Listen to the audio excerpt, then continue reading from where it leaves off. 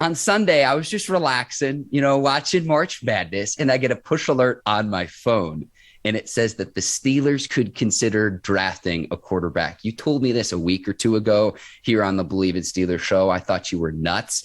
And here I am. I get a push alert, direct words from general manager Kevin Colbert. Mike Tomlin has said the same thing, that the Steelers are going to pursue another quarterback, and they could do it through the draft. They've been to pretty much all the pro days. No stone left unturned this offseason. You told us this weeks ago. So Psychic Ike Taylor out on the Bleav in Steelers show yet again.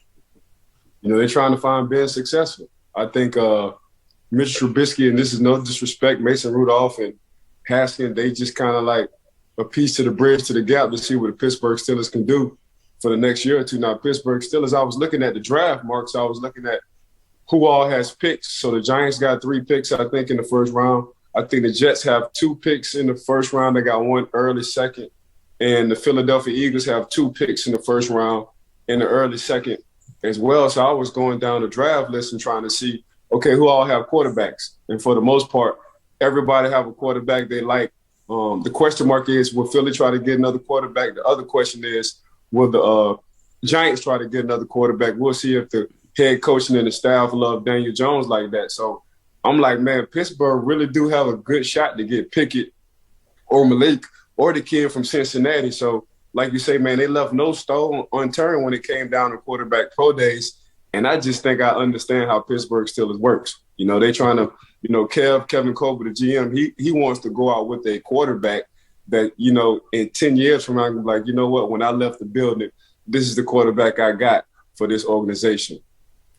At number 20, I think we both think that the Steelers might need to move up. But what my push alert on my phone said was that if the Steelers guy, whether that's any number of these rookie, Malik, Willis, Pickett, Desmond Ridder, Sam Howell, Matt Corral, those are really the 5 that most people talk about in terms of this rookie class. But if their guy slides to, say, around the 10th pick and he's still available, that the Steelers could, in fact, trade up. Remember, the Steelers have the 20th overall pick.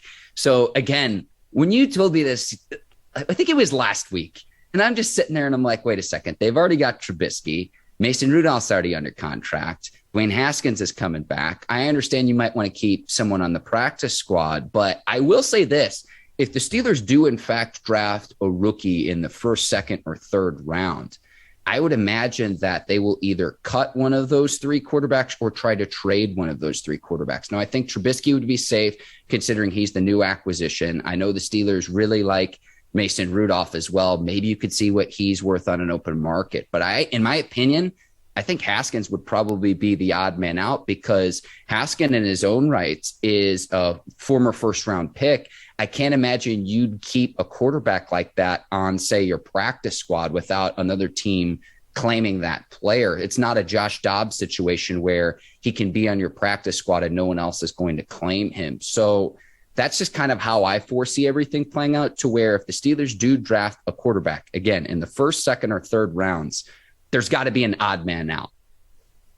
Pittsburgh Steelers get a quarterback in the first round, they definitely going to give him an opportunity to start.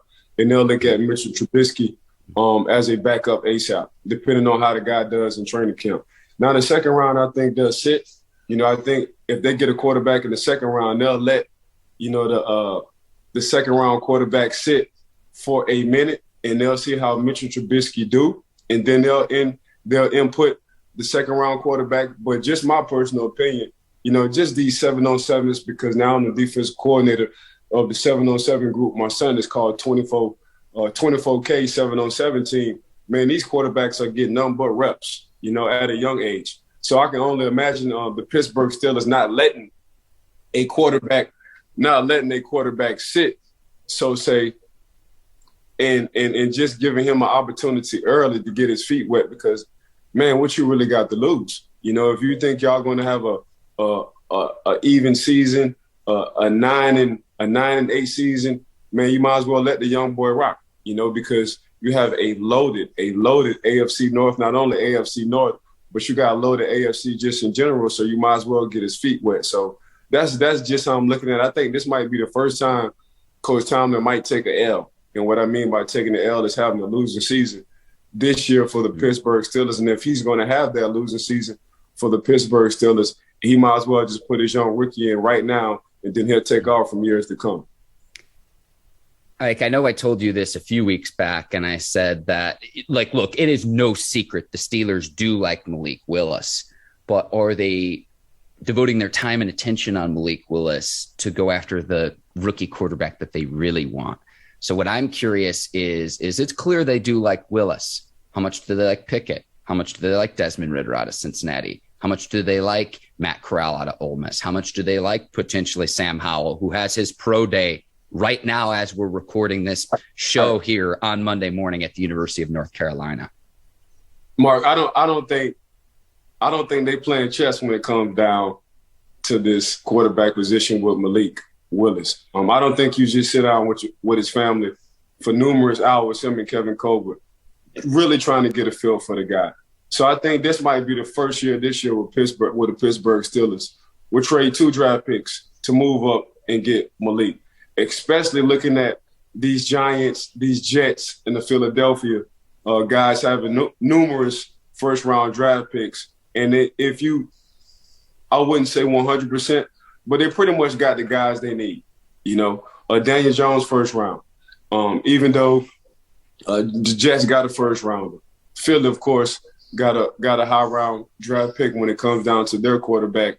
So I don't think they blowing smoke on this one, Mark. I think the Pittsburgh Steelers really do like Malik. I think they digged in deep as far as like checking his background, the kind of kid he is, the personality. I think they really do like his upside.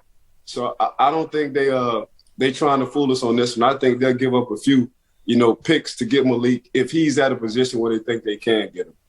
Yeah, I'm just looking at the draft order right now, Ike, and I'm excited to talk about your mock draft here in about a month on the show. We'll also have our position breakdowns starting next week here on Bleav in Steelers. Right. But I'm just looking at the draft order right now.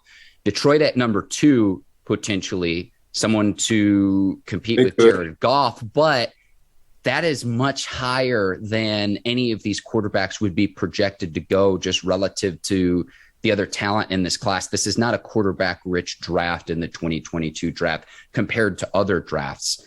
And I'm looking at, you mentioned the Eagles. They have 2 picks ahead of the Steelers at both 15 and 16. Seattle potentially at number 9 as well, considering that they'll need to figure out what is the plan post Russell Wilson as well. Right. And so those are really the teams that stick out to me. You mentioned the Giants too. The Giants have the 5th overall pick as well. Do they want to bring in someone to compete with Daniel Jones, who, like you said, Ike, was a first-round pick? So you're allocating that much draft capital potentially to the quarterback position for the Giants too. Man, there's still so many moving factors, even though it looks like, at least for the time being, knock on wood, the quarterback carousel from a free agency standpoint has slowed down. So I'm excited to see what the Steelers do. But just reading these quotes from Mike Tomlin and Kevin Colbert, oh my gosh, they were just amazing. A quote from Colbert: "We just want to make sure we're covered." Again, that goes to my no stone left unturned thought process. I love Mike Tomlin's quote about why he goes to so many pro days. He says, quote, "I like to work. I'd rather be out beating the bushes than behind my desk," end quote. I just love that. Now, Coach T, he got to wear words. He got a gift of gab when it comes down to that. He has you want to talk about analyzing and putting, punchlines together. He is a punchline king. I don't think nobody in the world can slang punchlines like Coach Tomlin, especially when he's in front of that camera or he's on the podium. So on the other hand, what I do want to say, I think between 12 and 15 is right where the Pittsburgh Steelers hoping one of these quarterbacks drop.